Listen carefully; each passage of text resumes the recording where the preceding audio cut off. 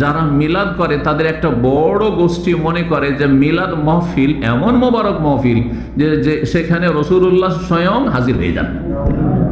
হ্যাঁ, নবীকে হাজির নাজির বলে। আর যার ফলে মিলাদ করতে করতে বসে আছে হঠাৎ করে দাঁড়িয়ে যাবে, এটাকে কিয়াম বলে ভারত বাংলাদেশের ভাষায়, বলে না একটু কিয়াম করেন, মহব্বতের সাথে কিয়াম করেন, দাঁড়িয়ে কি করেন, দরুদ শরীফ পাঠ করেন, মিলাদ করেন, আর শুরু হয়ে যায় ইয়া নবী সালাম আলাইকা। বরং আমি দেখেছি তাদের বেরলবিদের জলসাতে একটা খালি চেয়ার খুব সুন্দর করে সাজিয়ে রাখে, যে নবী সাল্লাল্লাহু আসবে না, তশরিফ রাখবেন এখানে, সেই জন্য।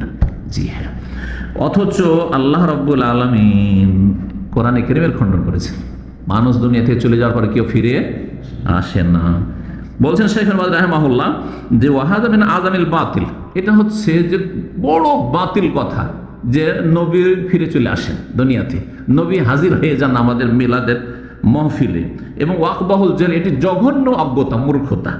কারণ রাসূলুল্লাহ সাল্লাল্লাহু আলাইহি ওয়াসাল্লাম ফাইন্না রাসূলুল্লাহ লা ইয়াখরুজ মিন কবরিহি ক্বাবলা ইয়াউমিল কিয়ামতের আগে নবী সাল্লাল্লাহু কবর থেকে বের হবেন না। ওয়ালা ইয়াহজুর ইজতিমা, তাদের কোনো মজলিসেও হাজির হবেন না। ওয়াল হুয়া মুকিমুন ফি কবরি ইলা ইয়াউমিল কিয়ামত, পর্যন্ত কবরে অবস্থান করবেন।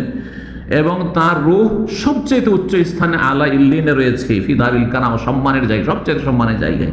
যেমন আল্লাহ রাব্বুল সূরা মুমিনুনের আয়াত নম্বর 15-16 ইরশাদ করেছেন সমস্ত মানব জাতি সম্পর্কে, সুম্মা ইন্নাকুম বাদা যালিকা লামাইয়াতুন, মানুষের হায়াতের পরে তোমরা এরপরে কি হয়ে যাবে, মারা যাবে, মৃত্যুবরণ করবে। সুম্মা ইন্নাকুম ইয়াউমাল কিয়ামাতি ইনদা রাব্বিকুম তুবাসুন, সুম্মা ইন্নাকুম ইয়াউমাল কিয়ামাতি তুবাসুন, তারপরে তোমরা কিয়ামতের দিন তোমাদেরকে ওঠানো হবে, উত্থিত করা হবে। আর অন্য আয়াতে রয়েছে ইনদা রাব্বিকুম তাখতাসিমুন, যেটা আমি পড়তে যাচ্ছিলাম। নবী সাল্লাল্লাহু আলাইহি ওয়াসাল্লাম আরেকটি হাদিস রয়েছে, আনা আউয়ালু মান ইয়ানশাকু আনহুল কবর ইয়াউমাল কিয়ামতের দিনে প্রথম আমার কবরটি ফেটে উঠবে, প্রথম, তার আগে উঠবেন না নবী সাল্লাল্লাহু আলাইহি ওয়াসাল্লাম। যদি মিলাদ মাহফিল হাজির হয় তাহলে যখন তখন নবী সাল্লাল্লাহু কবর ফাটছে আর ওখান থেকে তিনি চলে যাচ্ছেন নাকি?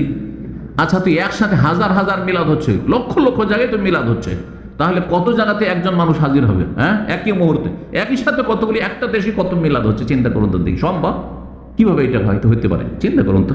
প্রথম কিয়ামতে আমার কবর ফাটবে, ওয়ান আউয়াল সাহ, প্রথম আমি সুপারিশ করব, ওয়াউয়াল মুসাফা, আর আমার প্রথম সুপারিশ গ্রহণ করা হবে।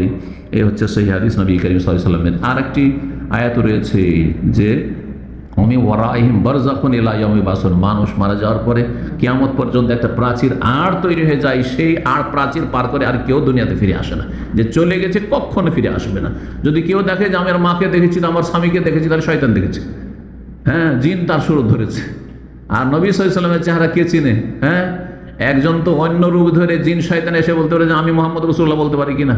একমাত্র সাহাবী চিনতে পারে। সুতরাং নবী সাল্লাল্লাহু আলাইহি ওয়াসাল্লামের কথা কেউ বলতে পারে না আমি নবীকে তো দেখেছি, আর হাদিস আছে যে নবীকে দেখলো সে তো নবীর সুরত ধরতে পারে না, তো নবীকে চিনবেন তাহলে তো কে চিনেন? নবী সাল্লাল্লাহু আলাইহি ওয়াসাল্লামকে দেখেননি, আর যারা দেখেছেন তারা দুনিয়া থেকে চলে গেছেন।